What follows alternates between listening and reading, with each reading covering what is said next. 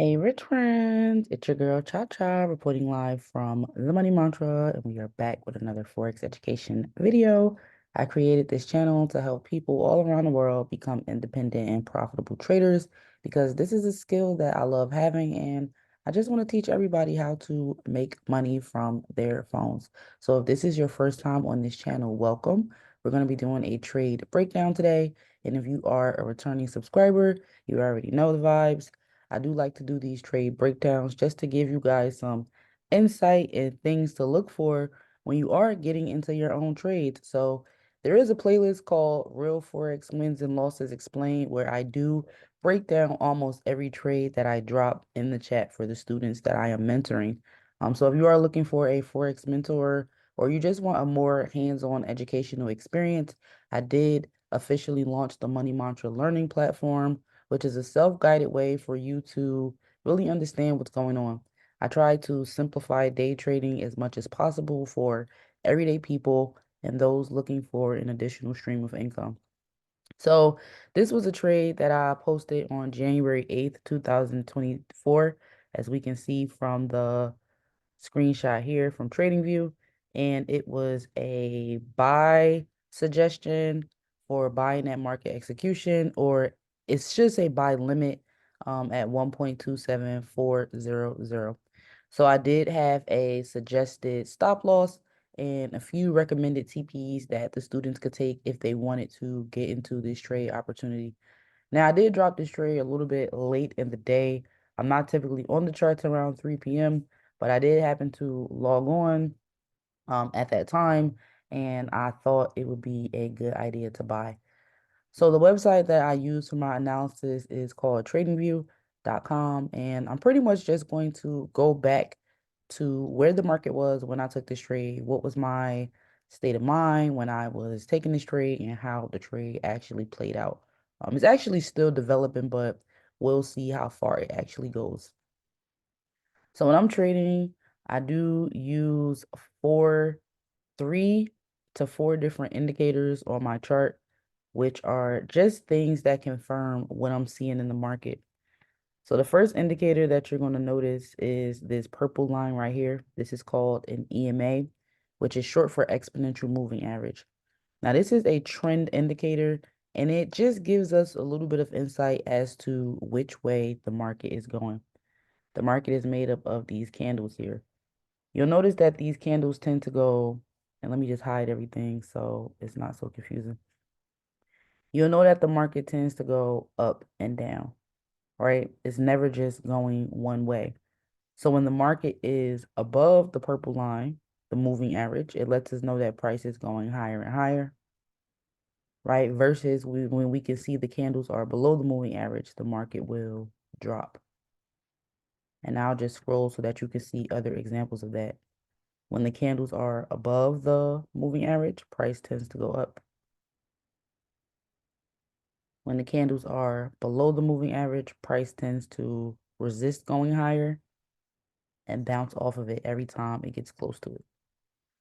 So the first thing I noticed was that the candles were above the moving average. So I figured maybe the market is going to continue to climb, right? The next thing that I looked at was my momentum indicator, and that's this blue line here. And again, the way that I use this indicator is if the market is already going down, you'll notice that the momentum indicator tends to also be going down, and it'll reflect that. And the same thing with the stochastic, which is this orange and blue line down here.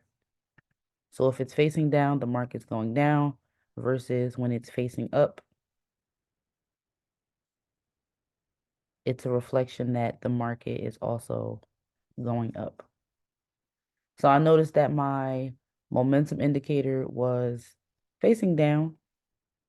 So for me, that wasn't a buying confirmation, but this number was positive. Positive numbers tend to show that the market is going higher, and negative numbers tend to show that the market is dropping. So I had one confirmation up here. I did not have a confirmation here. Now on my stochastic, these numbers were positive and they were above 50. So I did have the confirmation on my stochastic as well. Now it wasn't facing up, so let's just call this a half confirmation. So we had 1.5 confirmations. I usually like to get three. Three confirmations are good. Four confirmations are great. Five confirmations are fantastic, but I still felt like the market was going to go up. So I posted the trade idea and we're going to see what happened. Now I did use this box right here. This gray line is where my entry point is. So once the market comes back down to that point, my trade will be triggered for a buy limit. I did set my stop loss initially at 40 pips, but then I moved it down, as you can see, into the demand area. The demand area is where price tends to go after selling before it buys, which we can see has happened here before. It came to the demand, it bounced. Came to the demand, it bounced up. It came to the demand, it bounced up. So I wanted price to come back down to this gray line and then come back up to this green line and then hopefully secure all the pips, but we're going to see what happened. Okay, so trade was triggered within the next 2 hours. It dropped.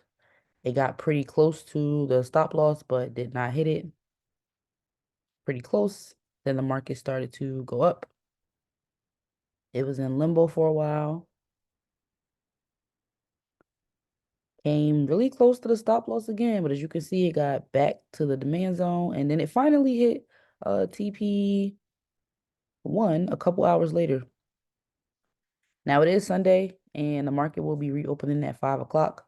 It looks as if this market will continue to test this zone and then potentially come back up for TP2. But I did have to end up adjusting my stop loss in this trade one time. And I just moved my stop loss from 40 pips to 60 pips just because I had a strong inclination that it would at least go back up, which it did. So it was a little bit nerve-wracking as we can see how close it got to just being stopped out here. But ultimately, I was able to make some money in this trade, even if it was by the skin of my teeth.